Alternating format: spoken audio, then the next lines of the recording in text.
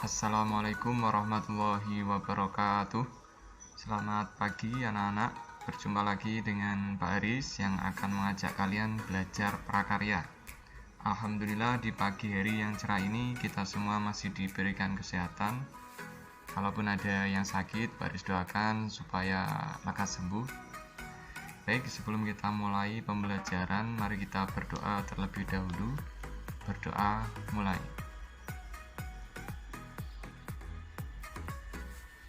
Selesai.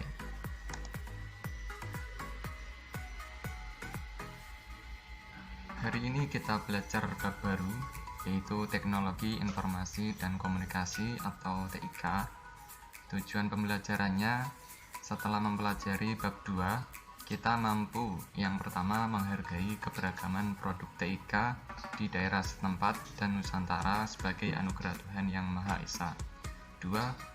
Mengidentifikasi bahan alam, alat, teknik, dan proses pembuatan produk TIK dengan menggunakan bahan-bahan yang terdapat di daerah setempat. 3. Merancang pembuatan produk TIK dengan jujur dan penuh rasa tanggung jawab. Yang keempat, membuat, menguji, dan mempresentasikan produk TIK di daerah setempat dan daerah lain dengan disiplin dan tanggung jawab. Sejarah teknologi informasi dan komunikasi. Perkembangan peradaban manusia diiringi dengan perkembangan cara penyampaian informasi, mulai dari gambar-gambar yang tidak bermakna di dinding-dinding gua, peletakan tonggak sejarah dalam bentuk prasasti, sampai diperkenalkannya dunia arus informasi yang dikenal dengan nama internet. Pada zaman prasejarah, teknologi informasi dan komunikasi yang dilakukan manusia berfungsi sebagai sistem untuk pengenalan bentuk-bentuk yang manusia kenal. Untuk menggambarkan informasi yang diperoleh, mereka menggambarkannya di dinding gua tentang berburu dan juga tentang binatang buruannya. Pada masa tersebut, manusia mulai mengidentifikasi benda-benda yang ada di sekitar lingkungan tempat tinggal mereka, kemudian melukiskannya pada dinding gua tempat tinggalnya. Komunikasi manusia pada zaman ini berupa suara dengusan dan menggunakan isyarat tangan. Pada zaman sejarah mulai diciptakan dan digunakan alat-alat yang menghasilkan bunyi dan isyarat, seperti gendang, trompet yang terbuat dari tanduk binatang, dan isyarat asap sebagai alat pemberi tanda peringatan terhadap adanya bahaya.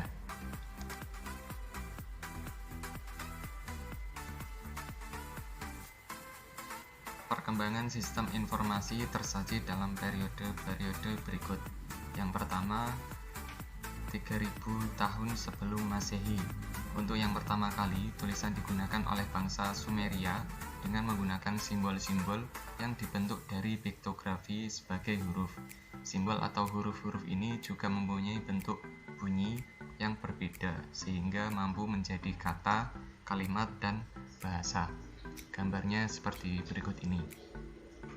Kemudian yang kedua, periode 2900 sebelum Masehi. Bangsa Mesir kuno menggunakan huruf hieroglif. Hieroglif merupakan bahasa simbol di mana setiap ungkapan diwakili oleh simbol yang berbeda. Jika simbol-simbol tersebut digabungkan menjadi satu rangkaian, akan menghasilkan sebuah arti yang berbeda. Bentuk tulisan dan bahasa hieroglif ini lebih maju dibandingkan dengan tulisan bangsa Sumeria. Selanjutnya yang ketiga, periode 500 tahun sebelum Masehi, manusia sudah mengenal cara membuat serat dari pohon papirus yang tumbuh di sekitar Sungai Nil. Serat papirus dapat digunakan sebagai kertas. Kertas dari serat pohon papirus menjadi media untuk menulis atau media untuk menyampaikan informasi yang lebih kuat dan fleksibel dibandingkan dengan lempengan tanah liat yang sebelumnya juga digunakan sebagai media informasi. Yang keempat, periode 105 setelah Masehi. Pada masa ini, bangsa Cina atau Tiongkok berhasil menemukan kertas. Kertas yang ditemukan adalah kertas yang kita kenal sekarang. Kertas ini dibuat dari serat bambu yang dihaluskan, disaring, dicuci, kemudian diratakan dan dikeringkan. Penemuan ini juga memungkinkan sistem pencetakan yang dilakukan dengan menggunakan blok kayu yang ditoreh dan dilumuri dengan tinta. Sistem ini sekarang dikenal dengan istilah sistem cap.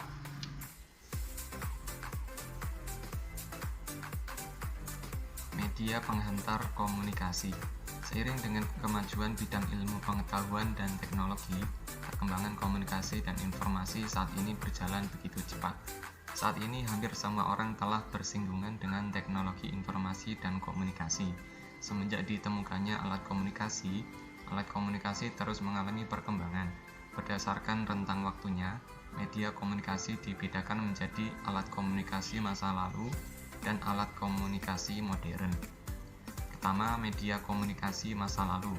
Seperti telah diuraikan bahwa perkembangan alat teknologi informasi dan komunikasi sudah dimulai sejak zaman prasejarah.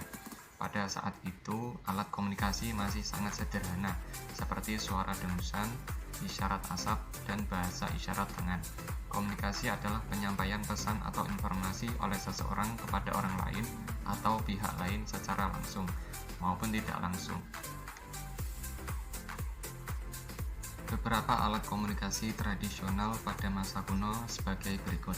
Yang pertama, kentongan. Kentongan digunakan di Indonesia sudah sejak lama. Alat ini sudah ada sejak zaman Kerajaan Demak, Surakarta, Gorontalo, dan Yogyakarta. Kentongan berfungsi untuk memberi informasi kepada masyarakat bahwa telah atau akan terjadi sesuatu. Tanda atau kode yang digunakan berbeda-beda. Kentongan besar biasa disebut beduk. Di Indonesia, sebuah beduk biasa dibunyikan untuk pemberitahuan mengenai waktu salat atau sembahyang. Beduk terbuat dari sepotong batang kayu besar atau pohon enau sepanjang kurang lebih 1 meter. Bagian tengah batang dilubangi sehingga berbentuk tabung besar. Ujung batang yang berukuran lebih besar ditutup dengan kulit binatang yang berfungsi sebagai membran atau selaput gendang. Apabila ditabuh, beduk menimbulkan suara berat dan bernada khas. Bunyi yang ditimbulkan dapat terdengar sampai jarak yang cukup jauh. Kemudian untuk gambar kentongan sebagai berikut ini. Selanjutnya, daun lontar.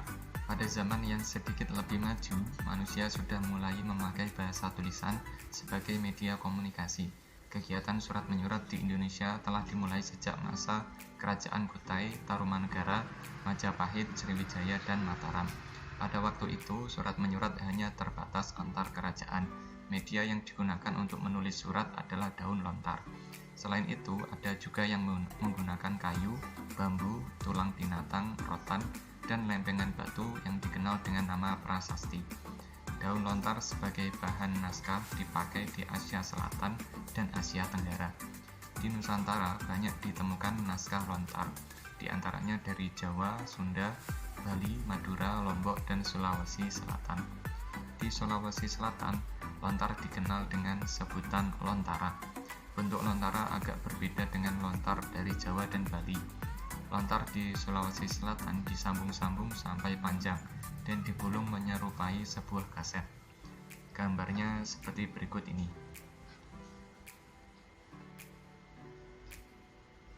Berikutnya lonceng. Lonceng atau genta adalah suatu peralatan sederhana yang digunakan untuk menciptakan bunyi. Bentuk lonceng biasanya menyerupai sebuah tabung dengan salah satu sisi yang terbuka dan bergema saat dipukul. Alat untuk memukul dapat berupa kayu atau besi. Lonceng pada umumnya dibuat dari logam. Lonceng juga banyak digunakan dalam peribadatan beberapa agama di dunia sebagai penanda waktu ibadah atau beberapa ritual. Seiring berkembangnya teknologi komunikasi, pada masa modern ini lonceng sudah jarang digunakan. Meskipun demikian, ada beberapa tempat masih tetap menggunakannya untuk keperluan umum. Contohnya, masih ada beberapa sekolah yang menggunakan lonceng sebagai tanda pergantian jam pelajaran, jam istirahat, jam masuk kelas, dan juga untuk pengumuman. Gambar lonceng seperti berikut ini.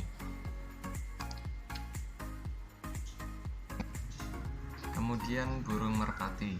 Merpati pos adalah burung merpati yang dilatih untuk mengantarkan surat atau pesan. Merpati merupakan salah satu jenis burung yang cukup pintar, memiliki daya ingat yang kuat, kemampuan navigasi, dan memiliki naluri alamiah yang dapat kembali ke sarang meskipun sudah pergi dengan jarak yang jauh dan waktu yang lama.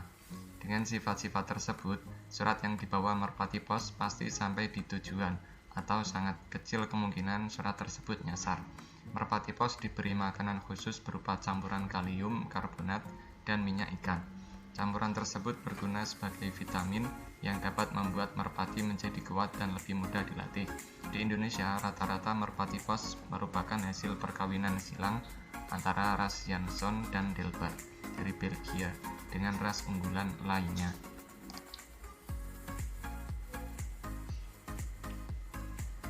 Selanjutnya, prasasti. Bentuknya seperti ini. Prasasti adalah piagam atau dokumen yang ditulis pada bahan yang keras dan tahan lama. Dalam pengertian modern di Indonesia, prasasti sering dikaitkan dengan tulisan di batu nisan atau di gedung, terutama pada saat peletakan batu pertama atau peresmian suatu proyek pembangunan. Kemudian trompet dari tanduk hewan. Gambarnya seperti berikut ini. Dahulu bunyi trompet digunakan sebagai alat komunikasi untuk menandai dimulai atau berakhirnya kegiatan-kegiatan tertentu. Trompet juga digunakan saat perang untuk menandai perintah dan pergerakan pasukan. Berikutnya, trompet keong. Gambarnya seperti berikut ini. Trompet keong sejak dahulu telah dijadikan sebagai penanda perkumpulan atau terjadinya suatu peristiwa agar dapat berkumpul. Hingga saat ini, trompet keong masih digunakan dalam acara adat, terutama di daerah pesisir. Kemudian berikutnya asap. Secara umum, sinyal asap digunakan untuk mengirim berita, sinyal bahaya, sebagai tanda darurat atau mengumpulkan orang banyak ke suatu tempat. Alat komunikasi ini biasa digunakan untuk mengirimkan suatu pesan rahasia kepada teman ataupun lawan. Alat komunikasi ini biasa digunakan untuk mengirimkan suatu pesan rahasia kepada teman ataupun lawan.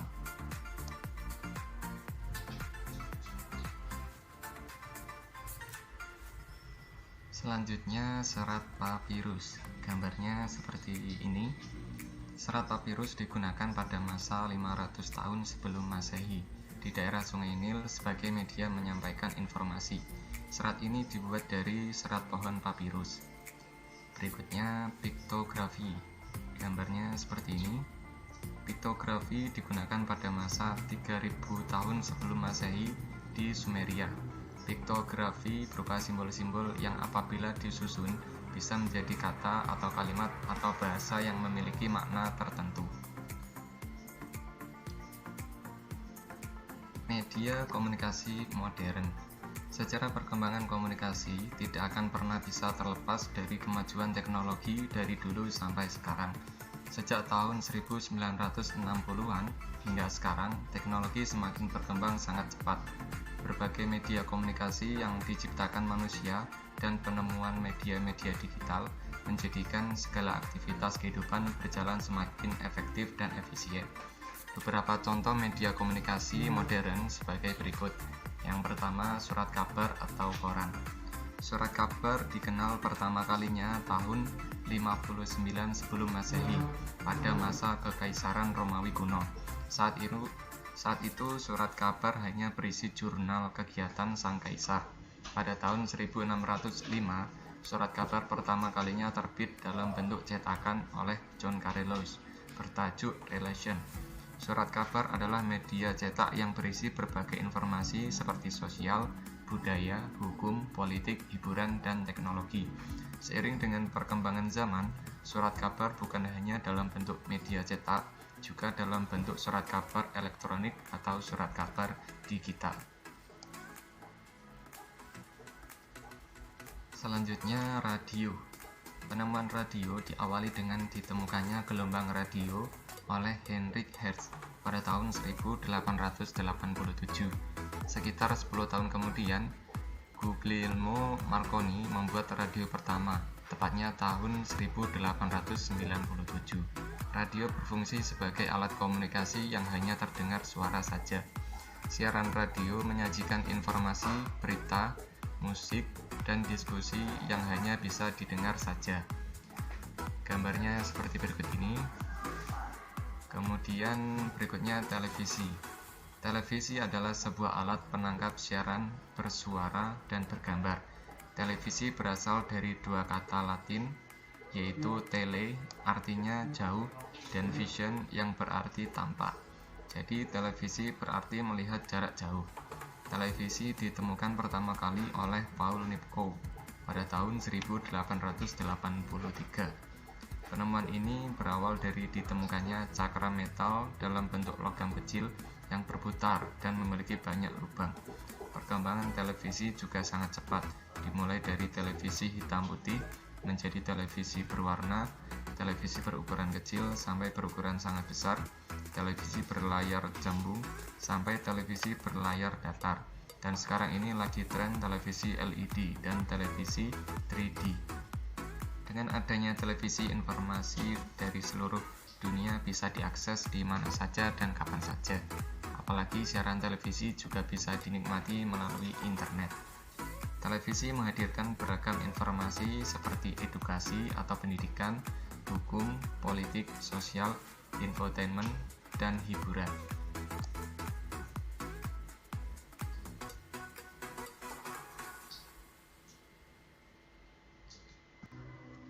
Kemudian telepon. Telepon merupakan alat komunikasi yang dapat mengirim pembicaraan melalui listrik. Dengan telepon, manusia dapat berkomunikasi secara lisan dengan seseorang yang terbentang jarak sangat jauh.